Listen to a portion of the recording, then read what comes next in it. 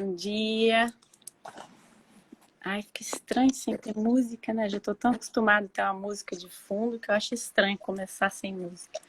Ergue um pouquinho aí. Aí, tava cortando sua testa. Deixa eu passar pro pessoal. Quando entram dois, eu sempre faço isso. Quando entra, eu entro, tá cortando. Quando não tá, antes disso, não tá cortando, entendeu?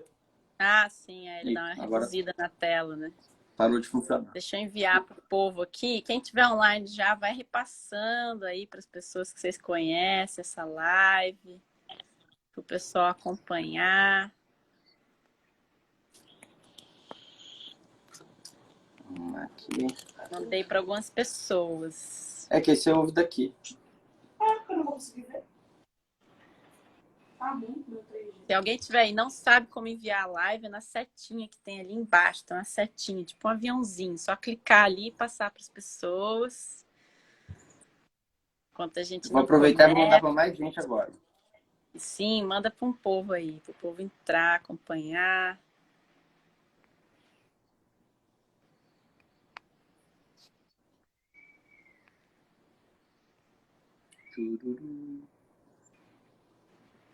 Já mandei para uma galera, vamos ver. Tá com fome? Pronto. Não. Vai encaminhando aí também, gente.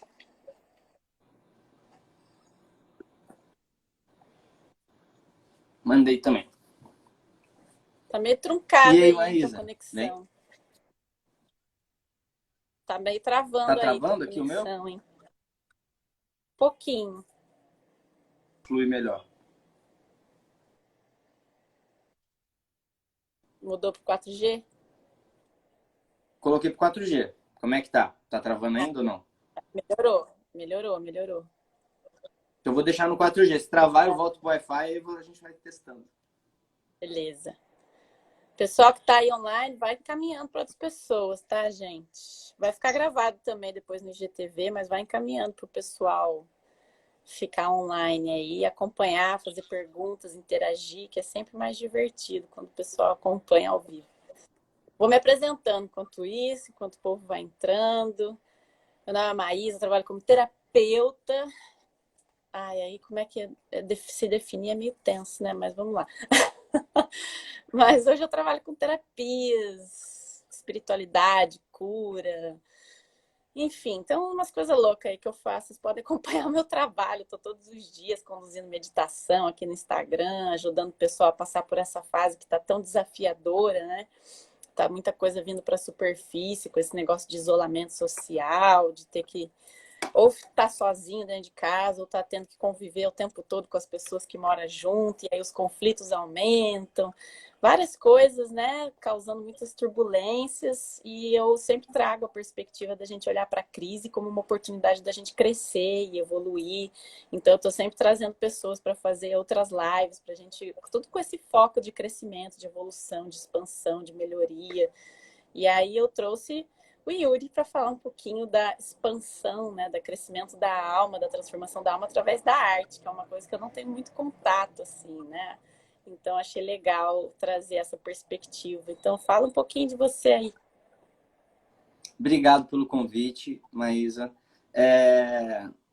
Eu sou ator, escritor, e eu entendo a arte como um processo de transformação, de cura, tanto pessoal quanto do coletivo. Então, toda vez que eu subo num palco, antes de entrar em cena, ou quando eu pretendo comunicar alguma coisa a alguém, eu peço que isso seja, de alguma forma, um instrumento de evolução, de transformação. Então, eu não sou religioso, mas eu tenho fé. Eu acredito na energia que rege o universo e eu fui criado num ambiente católico. Então, tem algumas coisas que eu faço também que vêm dessa raiz católica, embora eu não seja religioso. Então, tem coisas que eu faço sempre quando eu vou escrever, quando eu vou entrar em cena, quando eu vou me comunicar de uma forma geral, que é rezar um Santo Anjo do Senhor, que é falar pedir a bênção de Maria. Então, eu acredito na arte como uma possibilidade de transformar e evoluir. porque eu vejo que a gente, de maneira geral, a gente não consegue se livrar, jogar de lado, botar debaixo do tapete tudo que a gente sente de ruim ou as opiniões que a gente tem, e também com o outro, a mesma coisa, a opinião que os outros têm, ou a tentativa de colonizar a nossa mente que as pessoas fazem, de tentar dizer como eu devo pensar, como eu devo agir, como eu devo fazer. E eu também não estou na arte para dizer como as pessoas devem fazer. Eu estou simplesmente, quando eu estou comunicando, mostrando uma fatia de vida. E a pessoa olha para aquilo, se identifica para o bem ou para o mal. Bem ou mal não, se identifica vendo que aquilo acontece com ela ou desejando que aquilo não acontecesse nunca, por exemplo.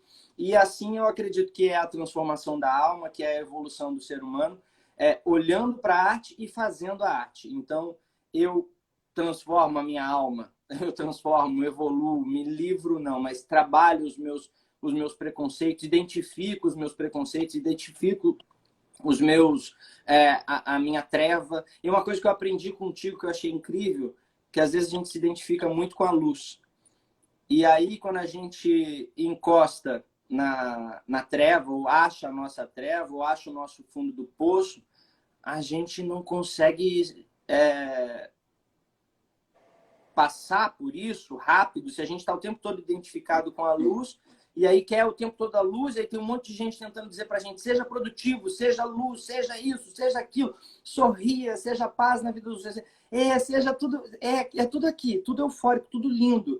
Só que a verdade é que o autoconhecimento e a transformação pessoal é um rebuliço louco que leva a gente para cima, para baixo, o negócio é cair menos do que da última vez. E aí subir mais um pouquinho. Sim. Eu falo sempre, né, nas lives que a nossa força vem da integração das nossas sombras, né? Se a gente só quer estar na luz o tempo inteiro, e estar na luz eu entendo que é uma escolha de estar direcionado para a luz e não estar apenas conectado com a nossa luz, que acho que é uma coisa, essa confusão que dá, né? E aí a gente, na verdade, está agindo contra a luz, quando a gente só quer olhar para os nossos lados positivos, né? E a gente julga os nossos lados que a gente considera negativos. E, na verdade, quando a gente se conecta com essas sombras, né? Com esses lados que a gente não gosta muito, quando a gente começa a aceitar esses lados que a gente tem dentro da gente, que a gente julga como negativos, e a gente se conecta com isso de uma maneira que nos dá força, isso transforma, né, o nosso posicionamento do mundo. Porque, por exemplo, vou dar um exemplo meu, assim, né? Quando eu tava querendo só na luz, era aquela coisa de, tipo, parece um unicórnio saltitante no país da Alice das Maravilhas, né? Você só quer, ai, a vida é linda, a vida é fofa, vamos aproveitar, vamos curtir. E aí eu não estava realizando nada, eu não estava com foco nenhum. E aí, às vezes, tem dificuldade de estabelecer limites, de colocar a sua opinião, porque para colocar a tua opinião, o que você precisa fazer? Você precisa se conectar com o seu lado, não, aqui não. E às vezes você precisa se conectar com uma dor sua de alguém que já ultrapassou um limite seu, para você lembrar daquilo e falar, não, aqui não. Então, para isso, essa sombra precisa estar integrada de uma dor que você já viveu, de alguém que te invadiu de certa forma, porque você permitiu, pela falta de estabelecer esse limite, para você trazer esse centramento do teu direcionamento para a luz com essa integração dessa sombra para se posicionar de uma maneira que não seja agressiva, de uma maneira apenas assertiva. Então, para a gente ter esse equilíbrio, né, olhar para esses lados que a gente às vezes fica fugindo, que nem, né, que nem um doido querendo fugir, não querendo enxergar que você tem esses lados, né, dentro de você, causa esses desequilíbrios e às vezes a gente não produz, né, não se impor, porque impor pressupõe uma coisa meio negativa, mas não se posiciona. Sim. E você tá falando sobre isso, eu fiquei pensando assim, sobre uma coisa que eu ouvi muito na vida, sobre ser bonzinho. Total. E aí não se colocar é ser bonzinho. E aí eu pensava que ser bonzinho era uma característica boa, afinal de contas eu não estava fazendo mal a ninguém. Uhum. Só que, na verdade, fazendo algumas elucubrações, pensando sobre isso nos últimos dias, eu parei para pensar que ser bonzinho também é um egoísmo. Porque, na verdade, quando eu sou bonzinho, muitas vezes eu estou querendo evitar que a pessoa tenha uma impressão negativa, uma sensação ruim sobre mim. Então, aí quem está falando ainda é o meu ego, que está dizendo assim, eu quero que ela olhe para mim e fale assim, pô, como ele é bacana. Só que, na verdade, eu tô todo rasgado por dentro para ser bonzinho. Então, não estou sendo bonzinho para ninguém, nem para mim, nem para a pessoa, porque depois eu vou ficar machucado. Em alguma hora vai estourar em outro lugar esse ser bonzinho. Sim, e o ser bonzinho para o outro, muitas vezes é isso. Você está se violentando, né? Porque você está atendendo as necessidades do outro e você está fazendo uma coisa, às vezes, contra o que você quer fazer, contra as suas próprias necessidades, para atender o outro, para receber esse reconhecimento de, ah, como ele é legal, né? É, exatamente. E eu parei para pensar que às vezes tem que ser um pouco não senhor, em vez do Jim Carrey, que eu gosto muito. E aí tem um Ai, filme que ele adoro. fez sim senhor, sim É para tudo. maravilhoso. E tudo acontece de maravilhoso porque ele vai dizendo sim, sim, sim, depois vai ladeira abaixo. Tudo acontecendo de errado também, porque ele está dizendo Sim. sim para tudo.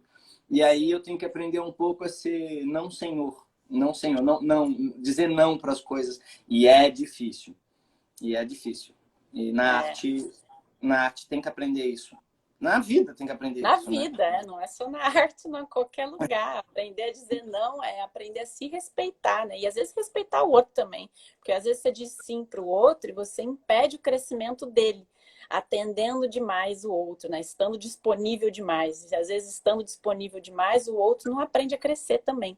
Né, aquela coisa do pai, às vezes, ou da mãe super protetor, né? Que tá sempre ali disponível, sempre corrigindo os seus erros, sempre indo lá e limpando a tua bagunça. E se o pai ou a mãe faz isso sempre pra gente, a gente não cresce, porque a gente não aprende a limpar a nossa própria bagunça. Né? Você falou isso, eu pensei numa. Assim, foi conectado com o que você está falando agora. Eu pensei numa poesia. E eu posso ler ou não? Não tem nada a ver. Claro, vai na fé. Vou pegar ela aqui agora. É rapidinho. Sim, Achei. Que você falou do pai superprotetor. sim. E o nome é Nascer é Cair ou Adulto Neném. A gente nasce chorando, agarrado no ventre, nas mãos do bem formado doutor.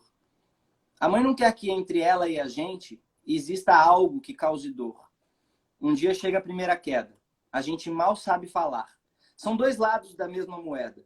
Aquele que vai cair e aquela que vai amparar. Se o amparo é certeiro, a gente fica bem.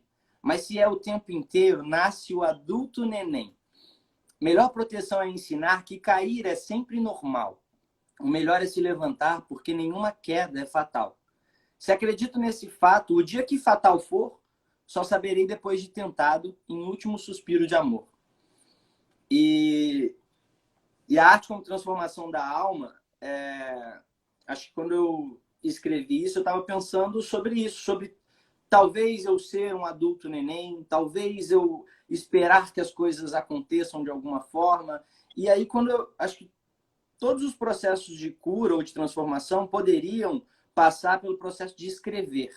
Seja escrever poesia porque você quer comunicar com poesia, ou escrever para si mesmo, colocar no papel. Quando eu olho para isso, eu falo, uau, eu precisava disso para pensar também que eu precisava passar por isso. Sim, com certeza. Eu sempre E recomendo para as pessoas essa escrita de descarrego, né? Essa escrita emocional, porque ajuda a organizar as ideias. Porque quando fica só no plano mental, né, a cabeça fica cheia. Você pensa tanta coisa que está tudo desorganizado ali dentro, né? Como uma sacola cheia de coisa, que você chacoalha e está cheio de coisa ali, né? E fica voltando os pensamentos, às vezes, fica voltando, voltando, voltando.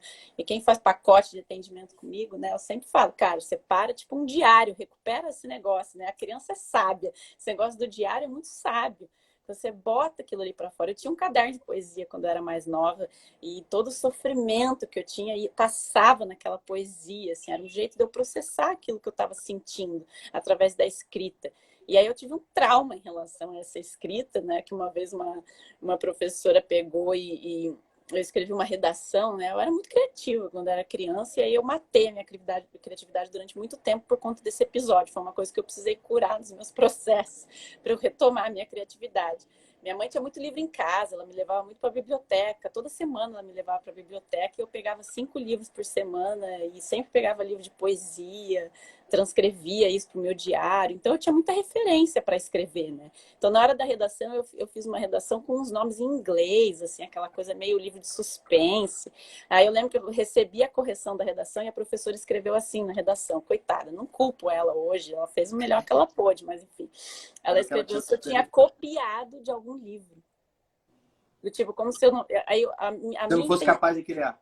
Exatamente, como se eu não fosse capaz de criar aquilo. Esse foi o registro que ficou para mim, como se ela duvidou da minha capacidade de criar aquele texto, só porque era muito criativo e tinha referências em inglês e ela, sei lá, dentro da referência dela, ela achou que eu pudesse ter copiado aquilo de algum lugar porque ela achou estranho, não sei. Mas aquilo me gerou um trauma. Olha, uma coisa tão simples que eu matei a minha criatividade. Eu nunca mais escrevi, fiquei anos da minha vida sem escrever, me achando, eu não me achava criativa, e foi num dos treinamentos lá que eu fiz de imersão, não sei o que isso veio para a superfície. Que através do reflexo dos outros, num exercício lá de como eles me viam criativa, que eu fui quebrando aquilo, assim, tipo, eu me lembro que eu comecei a chorar com as pessoas enxergando a minha criatividade, uma coisa que eu não enxergava mais, simplesmente porque eu tinha uma crença que me bloqueava de enxergar isso. E hoje, graças a Deus, eu enxergo de novo minha criatividade, depois que eu superei essa crença que se formou nesse episódio. Mas você vê como, através de uma repressão, às vezes de fora, né, a gente cria uma coisa que nos impacta o resto da vida, né? Sim. Medo de falar, por exemplo. Total. Medo de falar em público. Eu tinha também. E aqui a gente está falando em público, né? É o público virtual que a gente pode ter acesso hoje, enquanto está em quarentena também. Mas o medo de falar em público tá na lista antes do medo de morrer. Então, a pessoa prefere morrer do que falar em público. Às vezes é mesmo. E tá muito ligado à criança que foi... isso não é assunto para criança. A criança não se mete em assunto de adulto. Cala a boca. E aí vai fechando. Acho que todo mundo nasce criativo. Todo mundo nasce sem preconceito. Todo mundo nasce sem medo, até porque não sabe do que vai ter medo.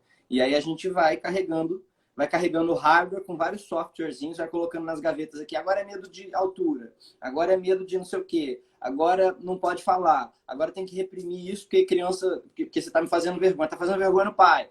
E aí vai engavetando um monte de coisa e depois tá cheia de coisa, não tem espaço mais para poder se liberar e criar. Mas acho que todo mundo nasce criativo. E a criatividade está no dia a dia, em coisas que a gente vai fazendo que nem sabe estar sendo criativa. A pessoa, eu não sou criativo, não. Só que você vê que ela com uma fita crepe, um pedaço de arame, não sei o que lá, ela monta o que ela precisa, sei lá. Isso não é que ela não seja, né? Mas ela para de enxergar isso. Porque ela pega isso para si, né? Alguma coisa que alguém falou e começa a deixar de se enxergar daquela maneira. Mas não significa que ela deixou de ser daquela maneira. É exatamente isso. E eu estava vendo um vídeo antes da gente começar aqui, e aí eu vi uma reflexão do Cortella sobre minha mãe não dorme enquanto eu não chegar. Não sei se a galera já viu esse vídeo dele falando numa palestra dele. E ele estava falando que minha mãe não dorme enquanto eu não chegar, que é um verso da música da Dona Irã Barbosa, O Trem das 11, que é uma marca da esperança de que tem pessoas que ainda não dormiram e não vão dormir enquanto aquilo que elas estão esperançando e não esperando, elas estão se dedicando para, elas não vão dormir enquanto não alcançar. Que é o que a mãe faz a vida inteira. A mãe faz a vida inteira. Ele fala isso, ele fala, eu já sou vô, e aí eu cheguei, eu estava no sul, minha mãe me ligou, chegou, filho? Cheguei. Já jantou? Jantei. Já escovou os dentes? Escovei, mãe. E aí eu me peguei um vô falando com a minha mãe sobre isso. E ela tem uma dedicação ao outro, um amor ao outro. E a reflexão dele também, eu trago para mim, que a vida só acaba quando a gente para de se dedicar ao outro. Quando a gente para de servir.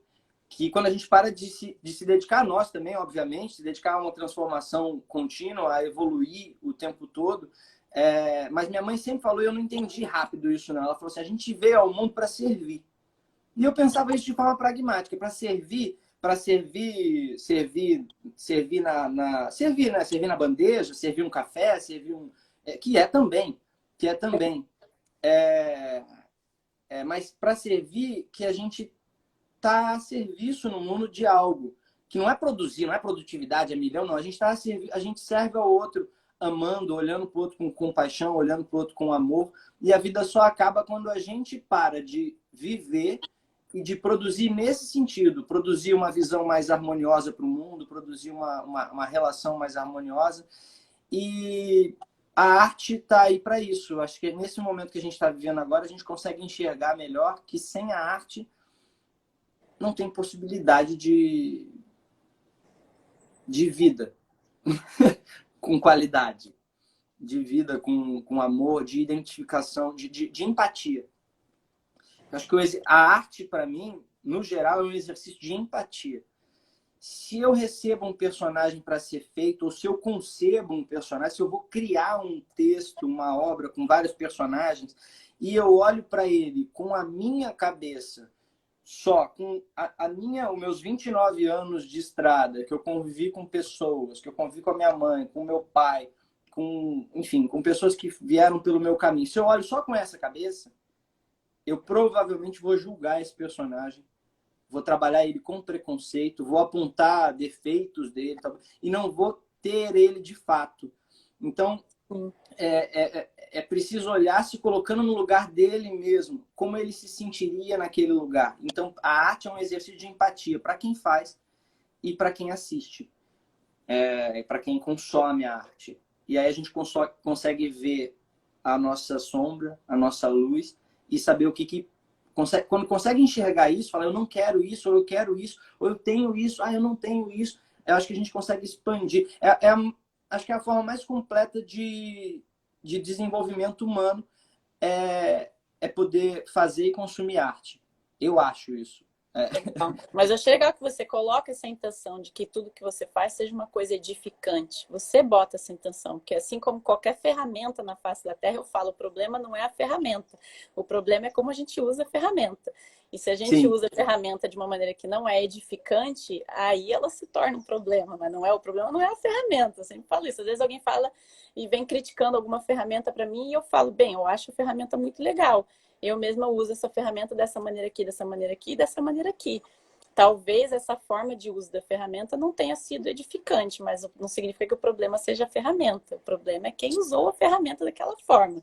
E a arte, eu acho que é a mesma coisa, né? Se você usa aquilo só para levantar coisa negativa, de uma maneira que aquilo faz a pessoa sair daquilo de uma maneira perturbada e aquilo não ajudou ela a crescer em nada, você não está contribuindo com a luz, digamos assim, né?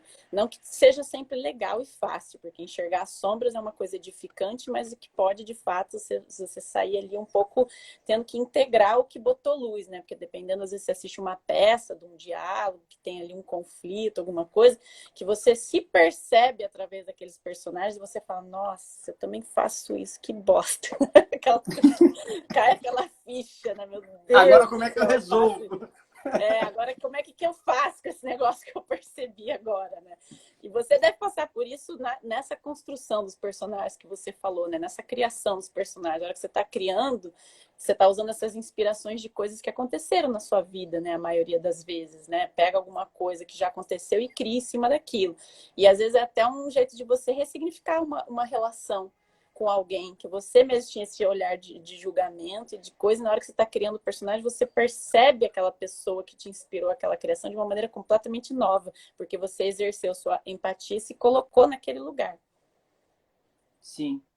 E aí traz um olhar mais generoso para a gente mesmo, para a gente parar de o tempo todo se criticar, porque eu sou um ser humano cheio de defeitos.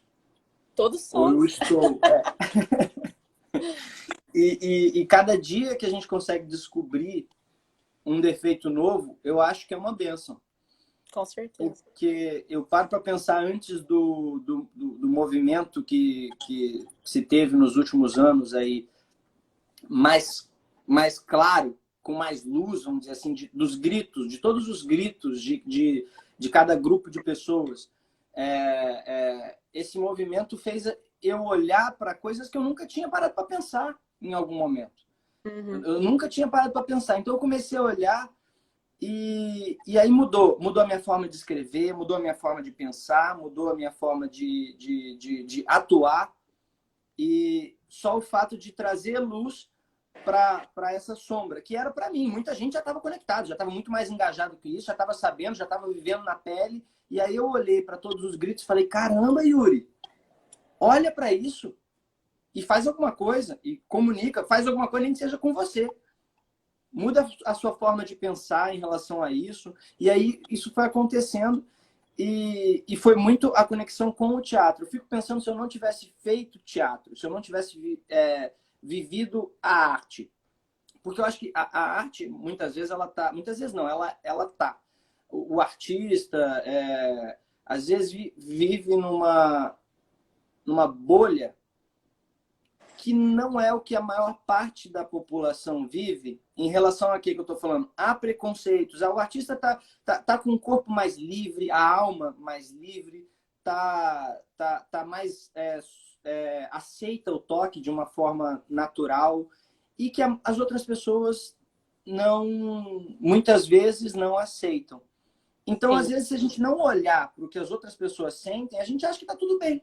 Se ficar só dentro da bolha em que a gente conversa sobre as coisas que a gente faz, sobre o teatro que a gente faz, sobre a nossa vida, os problemas que a gente vive, a falta de um olhar para a arte. A gente está sofrendo porque a arte não é demanda de consumo. Não é, eu digo, né? As pessoas não olham como uma necessidade. E Sim. aí é criminalizado. E se a gente ficar... Ok, a gente tem um monte de problema, mas o resto da sociedade tem problemas que a gente tem que olhar para eles e dialogar. Colocar a luz sobre ele, colocar para o palco, colocar para o livro, colocar para a poesia, falar sobre. E aí Sim. isso tudo eu acho que a gente está transformando de alguma forma. Às vezes às vezes o ego do artista entra também no meio aí do caminho e atrapalha, né? Porque nessa de você entrar num lugar e você se achar, aqui somos livres, né? Somos mais isso, somos mais aquilo, mas julgar também o outro que não é desse jeito, também tá no ego ainda, né? Aquela coisa de se achar superior ao resto. Sim, sim, sim. Porque eu acho que cada um tem que levar a vida como enxerga, como se sente bem. Contanto que não esteja ferindo o outro. Então, se eu for pegar um termo que me irrita, e aí meu ego está irritado, Sim. A família tradicional brasileira. Sim.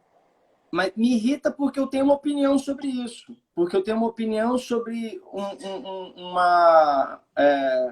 sobre eu achar, sobre eu dizer que é hipócrita a maneira que se... Mas eu acho que também tem a que não é, que é de fato a maneira que eles acreditam e levam a vida bem, contanto que eles não olhem para quem não tem uma família tradicional brasileira e falam assim, você está errado, você é isso, você é aquilo. Então é isso, eu acho que todo mundo tem o direito de ser como é e viver como vive. Contanto que não olhe para o outro e prejudique o outro, e machuque o outro, e acuse o outro, e estimule o ódio ao outro. Então a gente tem que conviver em harmonia, porque todo mundo é um só nesse mundo. A gente é uma unidade. E a gente tem que entender as diferenças para diminuir o sofrimento próprio e o do outro também. Mesmo que não entenda, né? A gente precisa simplesmente aceitar. Eu acho que é aceitar, porque às vezes nessa de não conseguir entender, a gente não aceita, né? A gente precisa aceitar independente de entender a escolha do outro ou não. Porque o entender já vai um pouco para a mente racional, né?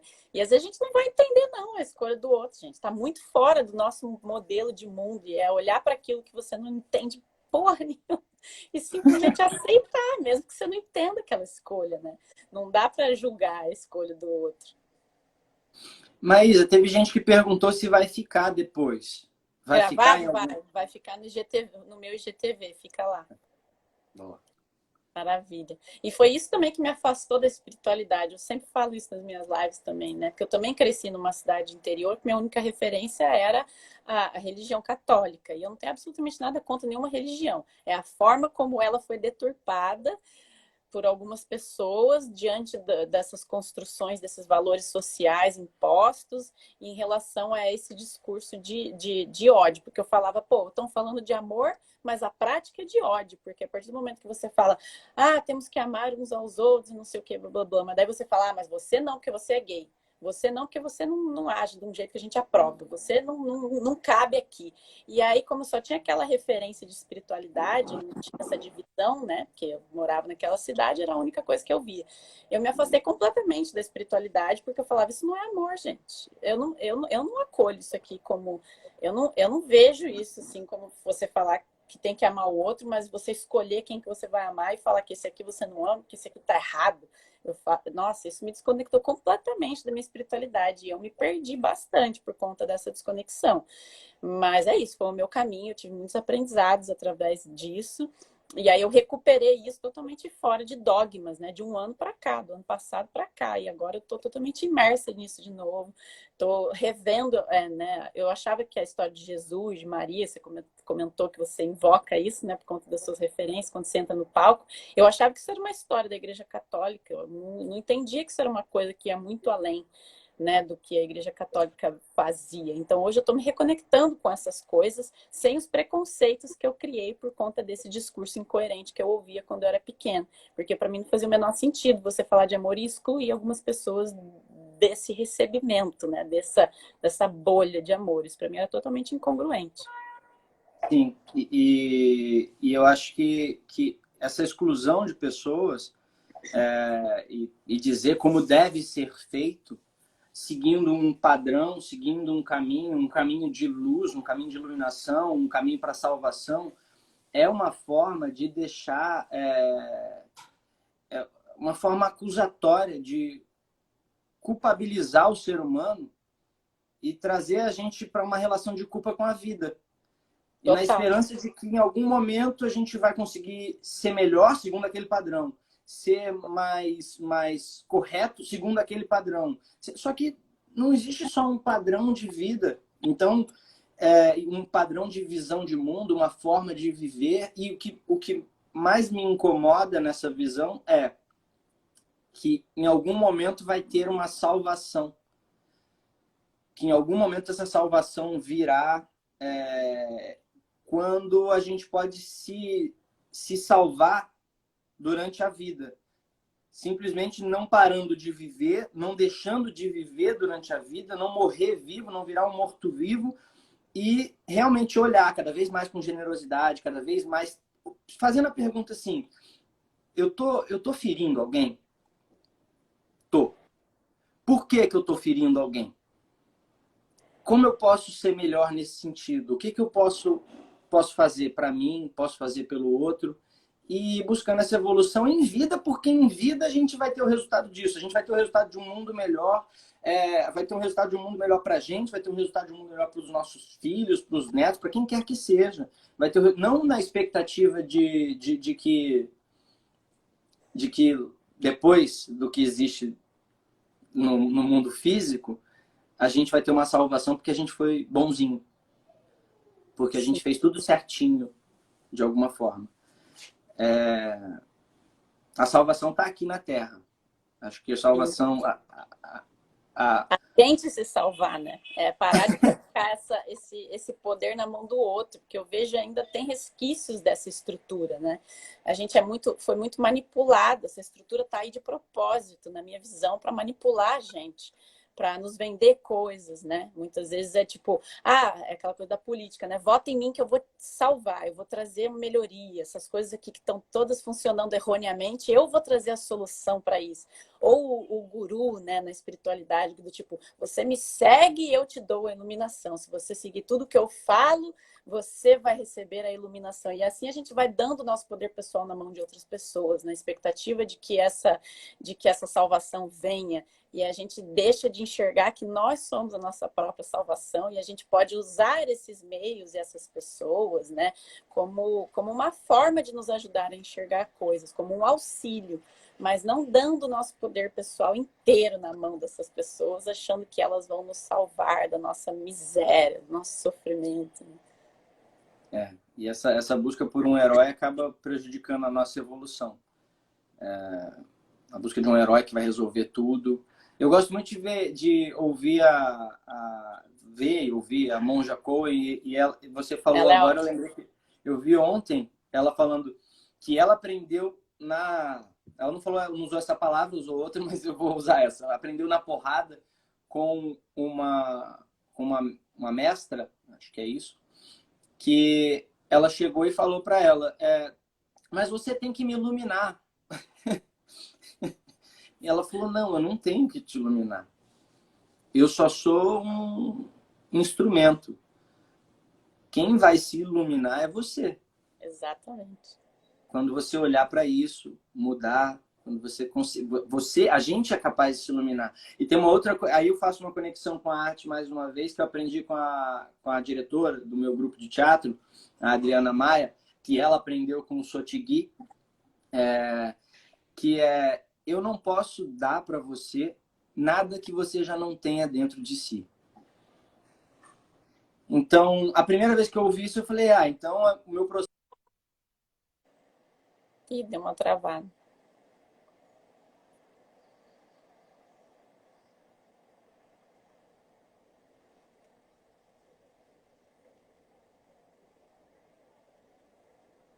Deu uma travadinha, vamos esperar. Voltou. A Estamos de primeira vez que volta? você ouviu isso, A primeira vez que eu ouvi isso. A primeira vez que eu ouvi isso, eu pensei, então o meu processo intuitivo funciona, porque eu realmente paro para pensar experiências anteriores, o que eu tenho dentro de mim, como eu vejo. Só que isso há 7, 8 anos atrás, 8 anos atrás, quando eu ouvi, eu era uma pessoa. E eu estava olhando só para aquilo que eu tinha aprendido até então. E aí eu parei, eu pensei, então o que eu tenho dentro de mim serve. Na verdade, a visão disso eu não posso te dar aquilo que você já não tenha dentro de você, mas que você também não tenha a intenção de buscar, de olhar, de abrir, de rasgar o véu, de colocar luz sobre isso. Então, o que importa na vida e na arte, buscar referências, olhar pessoas que já viveram aquilo, modelar aquele tipo de comportamento, olhar e aí sim ter opinião sobre isso e não alguém vir e falar, que eu chamo de colonizar a nossa mente, falar assim, você tem que pensar assim, você tem que fazer assim. O tempo todo a gente está dando opinião, a gente está falando. Enquanto a gente está falando, alguém está fazendo juízo de valor disso, pensando sobre. Mas o que mais me incomoda é quando alguém vem dizer como eu devo me comportar. E talvez a pessoa poderia me sugerir uma forma de olhar para aquilo. E aí, quando alguém vem com você aquilo... tem que, me manda um tem que, meu filho, eu já fecho na hora o canal da comunicação e eu já falo, não tem que nada. Eu posso, mas eu não tenho que nada.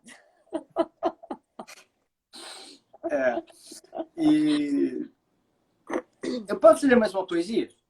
Leia. Deixa eu ver quanto tempo nós ainda temos, que eu não estou olhando o monitoramento do tempo. Tá tranquilo ainda são 11h50. Temos 20 minutos. 20 minutos. Cada um sendo o que consegue ser. Eu estava lendo o comentário do pessoal, mas eu achei a poesia aqui.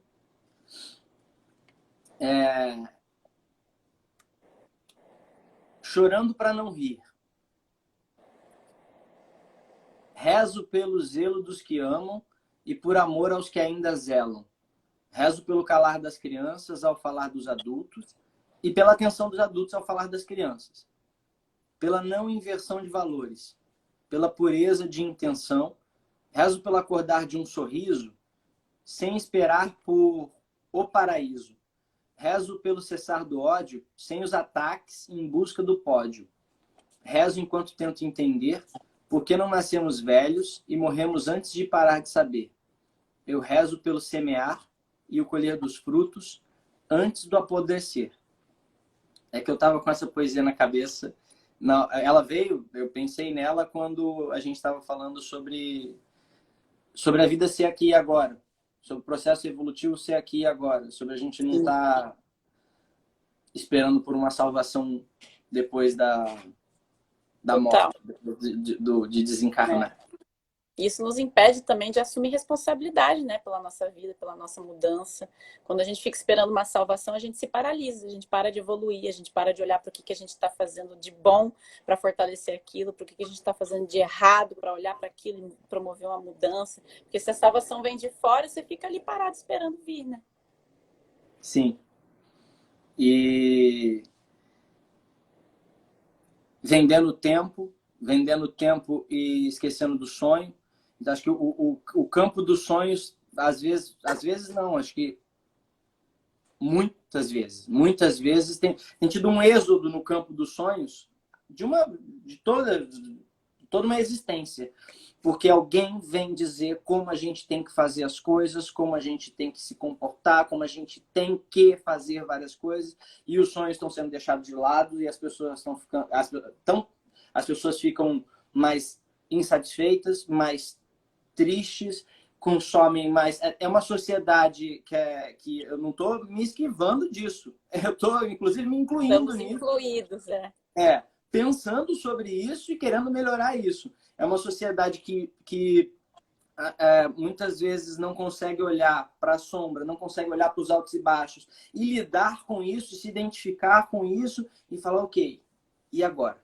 Como é que sai disso com essa pílula?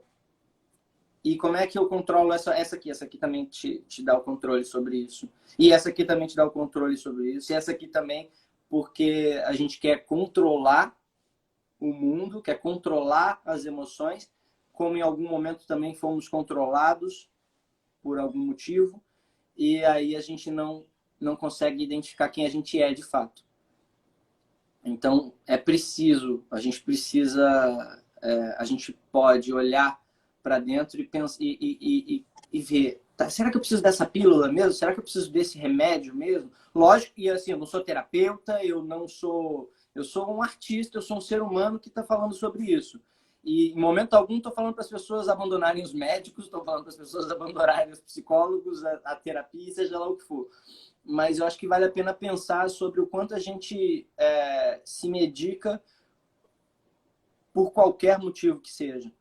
Tem uma dor de cabeça, bota o remédio para dar. Aí você para de sentir a dor de cabeça e você deixa de ouvir o que teu corpo está querendo te mostrar, que está desalinhado, incongruente, desconectado dentro da gente mesmo. Porque eu sempre falo isso, o nosso corpo grita. E se ele está gritando, é porque ele está falando, olha aqui dentro, tem alguma coisa errada. Isso aí, se você bota um negócio e se anestesia, e aí pode vir de remédio, de comida, de sexo, de academia, de qualquer merda, pra gente se anestesiar. Se a gente se anestesia e não ouve isso que tá vindo de dentro, aí a gente não evolui mesmo, porque daí a gente fica, né, só jogando coisa pra dentro que a gente não olha para aquela dor, né? Porque é uma dor, né? Qualquer sintoma é uma dor, seja ele mental, emocional ou físico, tá apontando alguma coisa. Quando já tá no físico é porque já tá tentando se comunicar contigo há muito tempo. Aí quando você não ouve, ele falou, meu filho, eu vou ter que começar a dar pane no teu hardware agora, que é para ver se você acorda. Eu já senti pane no hardware, assim, dor inexplicavelmente dor no joelho, na coluna, na cabeça, uma sensação de um urso de 300 toneladas deitado em cima de mim, uma vontade de não acordar. E já passou também. Passou. E tentando entender por quê. Por que estava acontecendo aquilo. Vou dar um exemplo simples, né, para o pessoal entender. Eu tive dor de garganta a minha vida inteira, assim, vivia tendo amidalite. Todo ano, mais de uma vez por ano. Teve um ano que eu estava tão estressada com coisa de trabalho, não sei o que lá, que eu tive 6 amidalites. Eu quase precisei operar e tirar a amígdala. E aí, quando eu comecei o meu processo de desenvolvimento pessoal, comecei a olhar para dentro, comecei a me desenvolver, a primeira coisa que ficou clara era o quanto eu não me expressava. O quanto eu engolia sapo, né? O famoso engolir sapo. O quanto eu ficava com aquele bando de coisa entalada, aquela raiva acumulando dentro de mim, porque eu não me expressava. Eu ficava entubando nessa de tipo, não posso incomodar, né? De ser a boazinha no sentido de me anular. Eu me anulava tanto e deixava tanto de me posicionar, eu não sabia o que era me posicionar. E mulheres, principalmente, têm muito isso, por conta de todo o histórico repressor, né? De mulher não ter espaço para se posicionar e tal. Mas não é só mulher que passa por isso, não. É qualquer um. Mas acho que mulher eu vejo isso muito mais em mulher do que em homem por conta de toda a estrutura e o histórico da nossa sociedade. Mas eu vivia tendo dor de garganta. E depois que eu comecei a aprender a me comunicar, que eu comecei a aprender a me expressar, a me posicionar, eu nunca mais tive. Sim. Isso é só para o pessoal ver que isso realmente assim, não é besteira, isso realmente funciona. Reverbera no corpo. Eu não sei nem alguma coisa concreta dessa forma que você falou, identificar concretamente, mas eu sei que o meu emocional está tão ligado eu tenho reações físicas muito fortes ligadas ao emocional. Então é dor física mesmo. Desarranjo, por exemplo, intestinal por uma questão emocional. Total. Nossa Senhora. E quando eu entendi isso, eu parei para olhar. Tá, mas por que isso está acontecendo? Aí eu paro e penso, entendi. E aí eu consigo olhar para o corpo e, em vez de querer curar com a medicina tradicional, com remédio, eu parei de tomar, de maneira geral, eu parei de tomar remédio há muito tempo. Tomava para dor de cabeça? Parei. Eu olho para dor de cabeça, o que é? Aí eu vou me apertando e vou... então é relacionado à tensão muscular. E eu vou achando os lugares onde eu mesmo vou me relaxando. E aí aquela dor de cabeça passa. Dor de cabeça. Ontem eu tomei umas 2 garrafas de vinho, né? Compulsivo. É isso aí, é um processo.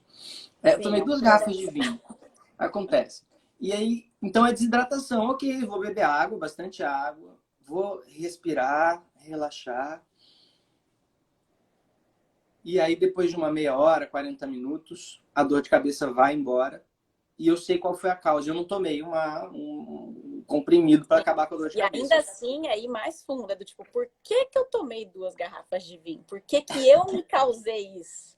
E começar a se investigar, porque essa é a real libertação. E é aí que as pessoas param, às vezes, e não vão tão fundo. Porque é isso, quando você começa a cavar esses lugares que estão gerando vários desdobramentos negativos, né, prejudiciais na nossa vida, é quando a gente começa a ter que olhar para certas dores que a gente está carregando. E é desagradável esse processo, mas é isso, aquilo já está nos impactando de uma maneira prejudicial. E se a gente não entra nesses nossos buraquinhos dentro da nossa cabeça, dentro da nossa mente, a gente não se liberta. Nós somos os nossos próprios heróis por conta disso, porque esse processo cabe apenas a nós. Claro que você pode ir numa terapia, ir numa coisa que esse processo ajuda a facilitar, né? Uma pessoa que está olhando de fora vai conseguir enxergar alguma coisa ali que você não está enxergando.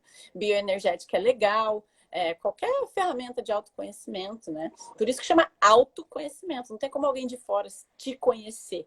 A pessoa vai estar ali refletindo o que você está trazendo de volta para você. E é só isso. E às vezes nesse reflexo, né, a gente vê uma coisa que a gente julga. Eu adoro essa frase do Jung, que é qualquer coisa que nos incomoda, nos irrita nos outros, nos leva a um maior conhecimento de nós mesmos. Porque é isso, tudo que está do lado de fora é um espelho, né? Tanto para nossa luz, que a gente tende às vezes a focar só na parte das sombras, né? Mas quando você admira muito uma coisa numa pessoa, ela está refletindo a sua luz. Porque às vezes você está precisando reconhecer aquela sua luz dentro de você. E quando você está muito incomodado com alguma coisa no outro, é a mesma coisa. Aquela pessoa está refletindo uma coisa que você precisa aceitar dentro de você, integrar dentro de você. E eu faço isso o tempo todo. O tempo todo não, porque eu já entrei em fazer o tempo todo, fiquei meio louca. Mas eu faço isso bastante na minha vida. Não teve uma época que alguém esbarrava em mim na rua, eu ficava irritada, eu já parava. Pô, por que eu tô irritada que essa pessoa esbarrou em mim? Aí você pode ficar um pouco neurótico e querer se trabalhar demais. Eu já passei por essa fase. Então hoje eu pego essas coisas que ou eu admiro muito em alguém, ou eu me incomodo muito em alguém, e eu entendo que aquilo é um espelho de coisas que eu tenho dentro de mim, e eu escolho olhar para mim quando eu vejo isso. Por que eu tô admirando tanto aquela pessoa? Às vezes a gente bota uma pessoa num pedestal, né? Porque a gente está precisando muito reconhecer aquela luz que a gente está vendo no outro dentro da gente. E aí a gente começa a se trabalhar muito, né? Tendo esse olhar, tendo essa perspectiva. E isso eu imagino que você leve muito, né? Para essa questão das construções dos personagens. Tanto ver coisa positiva no outro, quanto ver coisa que a gente julga negativa, né? Vai te levando a você se conhecer melhor. Sim. Sobre o personagem em si, sobre estar no palco e fazer um personagem, tem uma coisa que eu penso na vida e que eu levo para qualquer personagem quando eu vou pensar sobre ele. Que assim, eu não... com o coração aberto mesmo, eu penso assim, a pessoa quer fazer o bem. vai parecer até irônico o que eu vou falar, mas a pessoa quer fazer o bem. A pessoa, a não ser que tenha algum desvio, que eu não sei falar nem tecnicamente, algum desvio, uma doença mental, psicológica, mas no geral as pessoas querem fazer o bem. Agora, a quem e a que custo? Porque às vezes a pessoa está olhando, porque o personagem é um criminoso político, vamos dizer assim. Teoricamente não mata ninguém, mas muita gente morre por causa deles. E aí se eu for fazer esse político dizendo que ele é um crápula, dizendo que ele é um... Eu não estou fazendo ele de fato, porque ele não acredita que ele é. Sim. Sim. Ele coloca a cabeça no travesseiro. Você está fazendo o seu julgamento ou o julgamento dos outros em relação àquela pessoa, e não a pessoa de fato. Né?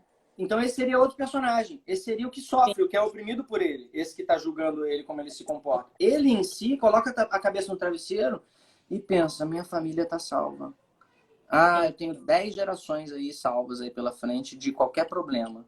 E ele acredita nisso realmente. Ele não está olhando para a mazela que ele poderia ter causado. Eu dei um exemplo genérico, né? Falando sem generalizar a política. Acho que política é tudo na vida. A gente é político. Mas é isso. A pessoa está fazendo bem. Então eu tenho que olhar para o personagem com o olhar do bem que ele faz, de como ele olha, que ele está... A não ser que realmente seja um traço psicológico dele, que ele tem o desejo de fazer o mal. E ainda assim tem um motivo. Mas ainda assim eu trago a perspectiva positiva, porque ela está fazendo mal para o outro. Mas a pessoa, mesmo quando está fazendo mal para o outro, ela está fazendo bem para ela mesma. Então é uma pressuposição da PNL que todo comportamento tem uma intenção positiva. Só que como aquela pessoa nos prejudicou de alguma forma, porque a gente olha para aquilo de uma maneira negativa, a gente, como assim? Uma pessoa que mata tem uma intenção positiva. A intenção é positiva para ele. Talvez ele sinta um prazer naquilo. E para ele aquela é uma intenção positiva diante de um comportamento que é absurdamente destrutivo. Assim a gente faz com a gente mesmo, né? Quando a gente não cuida do nosso corpo e não se exercita e se alimenta mal, por exemplo, a gente está com uma intenção positiva de ter um prazer através daquelas coisas que a gente está comendo, ou de ficar o dia inteiro vendo Netflix e não mexer o corpo. A intenção é positiva naquele comportamento. A gente está trazendo prazer, mas a gente está com um comportamento prejudicial. É exatamente a mesma coisa. E é por isso que nos incomoda tanto. Porque a gente mesmo tem comportamentos destrutivos com uma intenção positiva em relação à nossa própria vida. E aí a gente julga isso no outro porque a gente se julga. Sim. E é duro admitir essas paradas. É duro. Eu acho que é por isso que eu adiei durante muitos anos da minha vida fazer terapia. Comecei recentemente a fazer terapia. Gostava de ler sobre temas de autoconhecimento, autoanálise, de tudo relacionado a me autorresponsabilizar. Pensar sobre como eu posso decidir as coisas mesmo e as consequências que tem das minhas próprias atitudes. Só que um olhar externo é necessário. Tem um amigo psiquiatra que quando eu falava para ele, não, mas eu consigo, eu vou olhar para isso. Ele falou, amigo, eu sou psiquiatra, eu preciso de um psicólogo. Eu falo isso o tempo todo nas minhas lives. Eu sou terapeuta, eu tenho ferramenta pra cacete, mas eu não consigo me enxergar por completo. Eu tenho meus pontos cegos. Eu preciso de alguém para, às vezes, ver uma coisa que tá aqui na minha cara. Olha, eu não tô enxergando, porque o negócio tá aqui grudado na minha cara e eu tô olhando para lá. Aí a pessoa vem, tá aqui, ó. Eu falo, caraca, não tinha visto.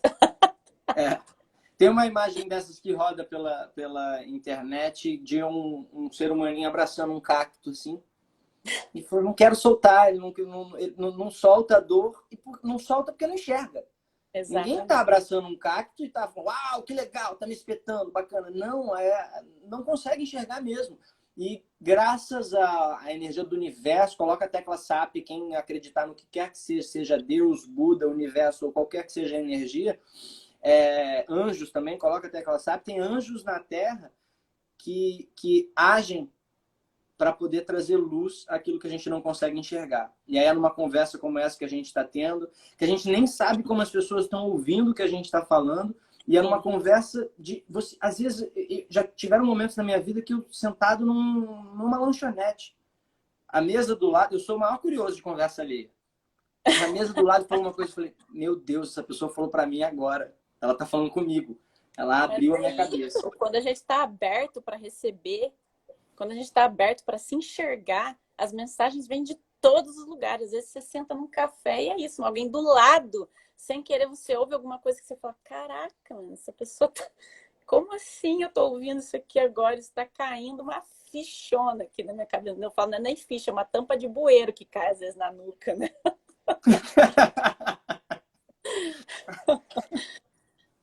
Mas é isso, a gente precisa estar aberto para receber esses sinais, essas mensagens, porque elas chegam o tempo todo, a gente só se fecha às vezes e não capta. Sim. Todo mundo tem uma sensibilidade a ser trabalhada, né? Assim, aceitar a possibilidade de que a gente tem uma energia e que a gente pode se conectar com ela. E que a gente não está sozinho. Quando eu entendi isso, que eu não achava que eu estava sozinho, mas eu nem sempre lembrava que eu tinha com quem contar. E que fosse um pedaço de papel para escrever.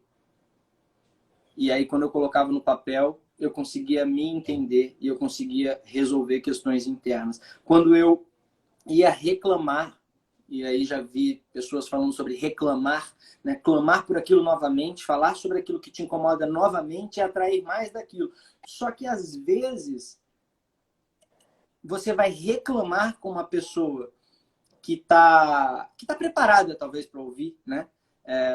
Que eu falo que a minha mãe carioca, quando eu fui para o Rio, eu fui recebido por uma professora minha de química, Marilza, maravilhosa, e ela sempre estava preparada para ouvir, eu reclamando. E aí ela falou, mas e isso de bom que aconteceu nesse ano, nesse mês? E isso aqui que aconteceu de bom? E isso? E aqui? E aí eu, nossa, é verdade. E aí numa conversa eu conseguia clarear e falar, oi, sai dessa onda negativa e olha a quantidade de coisas boas que você tem para agradecer. E aí só o fato de agradecer, mais coisa boa. Reclamar sozinho e com quem não agrega, reclamar numa roda de amigos e todo mundo está reclamando de alguma coisa, todo mundo quer competir, quem está mais doente, mental e fisicamente, não ajuda muito. Às vezes você joga fora também. Mas daí não é reclamar, né? Isso que você fez é uma conversa edificante, é uma conversa onde você se abriu para ouvir novas perspectivas. Porque quem está realmente reclamando só está querendo descarregar, tá só. Aí você tenta botar uma perspectiva, um pensamento, a pessoa não ouve e continua. Isso é reclamar. Nessa situação, eu não vejo isso como uma reclamação. Eu vejo como uma pessoa que vai conversar sobre as suas questões e está aberto a ouvir percepções diferentes, perspectivas diferentes, porque quem está realmente reclamando não ouve. A pessoa só quer ficar despejando. E aí, às vezes, a gente precisa se reconhecer nesses lugares. O momento que a gente está buscando alguém só para despejar, porque ninguém é obrigado a ficar ali de poço de lixo, né? Porque quando a gente está nesse lugar de ficar reclamando, de vítima, a gente está usando o outro como um poço de lixo. Quando Sim. a gente vai para conversar e falar, cara, eu tô agoniado com isso aqui, tá acontecendo isso aqui, e a gente ouve o que a pessoa tem a dizer, isso não é reclamação, na minha opinião, é outra coisa. Aí é o que de fato agrega, né? E é isso, saber quem procurar para ter essas conversas. Nós temos menos de 2 minutos. Você quer falar mais alguma coisa para a gente concluir? Para a gente não parar no meio do caminho, eu vou aproveitar esses 2 minutos para agradecer a oportunidade da gente falar sobre isso. Falar sobre autoconhecimento, falar sobre evolução, sobre a possibilidade que a arte tem de transformar a nossa alma, transformar o nosso ser e transformar a nossa forma de ver e de agir no mundo. E aí eu só posso agradecer para você por abrir esse espaço para a gente conversar sobre isso aqui. Sim, maravilhoso, maravilhoso. Gratidão por ter aceitado o convite, foi muito legal. E o que você tem feito de trabalho? Fala aí alguma coisa para a gente acompanhar a tua arte nesse momento. Eu Tem tenho um minuto para isso. Eu tenho gravado podcast para o Palco Literário, que é uma empresa que faz adaptação de obras literárias para teatro em escola. As escolas estão fechadas, então está tudo se transformando em podcast para as pessoas poderem consumir isso e aprender e entender online. Então, tenho gravado isso. Palco Literário online, não, Palco Literário Digital, é a rede social do Palco Literário. E tenho escrito. Por enquanto tenho escrito, eu tenho planejado coisas que eu chamo de operação de fachada, que eu ainda não coloquei em prática. Essa pressão do Instagram, pô. 26 segundos. É isso, tô criando, mas ainda Tá não criando. coloquei para rede social. Maravilha. Obrigada, querido. Gratidão. E quem quiser acompanhar ou divulgar para outras pessoas depois, vai ficar gravado no meu IGTV. Vou encerrar aqui, que o Instagram vai nos cortar em 5 segundos. Beijo, tchau. Beijo.